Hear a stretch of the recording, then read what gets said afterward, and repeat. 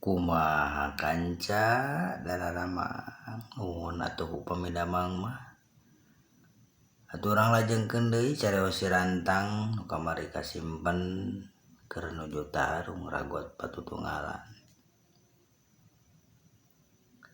Kitu teh kahirupan mah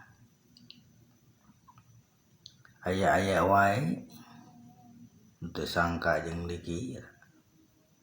Tadina mah da mung aya musuh, kadang sok aya we nu gajalanan teh boh tina usaha, boh tina parebut, boh tina kakuasaan. Atuh urang lajengkeun deui cariyos si Rantang prungah. Kumaha mah meong aya keresan ayeuna cek si Rantang bari neuteup mah meong buduk ku sorot panon nu pinuh ku pangabaran.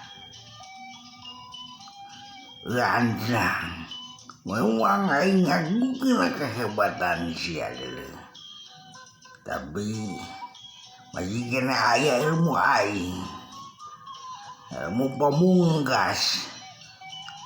Sia kudu ngarasakeun ilmu eta deuleunan.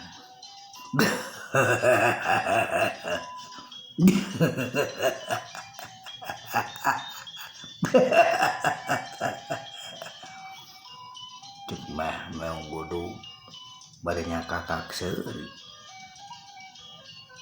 Jika nu nganggap enteng pisan ka si Rantang,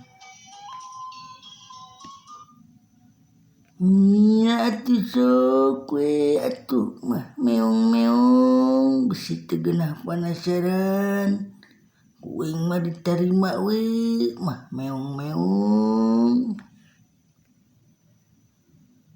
Cek si Rantang bari mancuhkeun deui kakuatanana. Trek-tek drak-dek. Sabab dirina ngarasa cangkeul. Jeung urut tadi tarung memang ngaluarkeun tenaga nu rosa pisan. Nu kakara ilmu eta dipake kumanehanana warisan ti mitohana. Kitu deui mah meong buduk. Drak-dek. Trelek. Glekek. Rasakeun si ilmu pamungkas aing Rantang. Celat.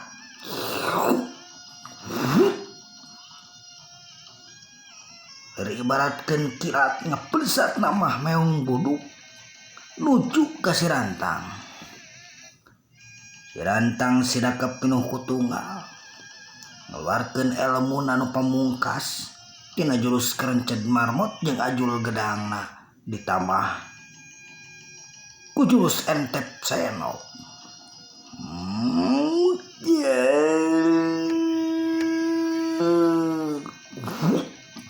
Kolebat geduk des ter.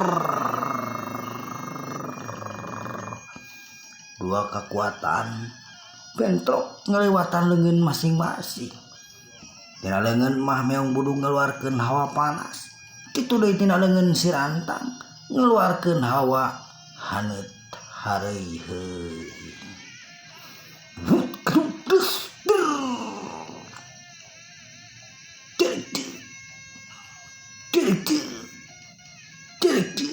Buarana ting jadi soloton kubrak. Mah meong buduk ngagubrak nyungsep kana lemah.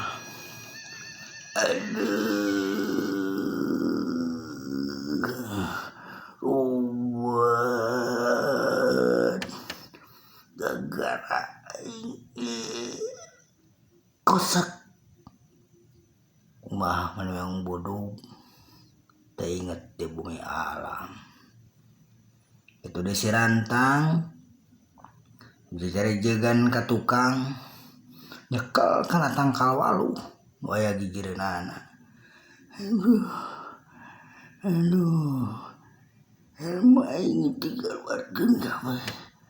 Aduh dupluk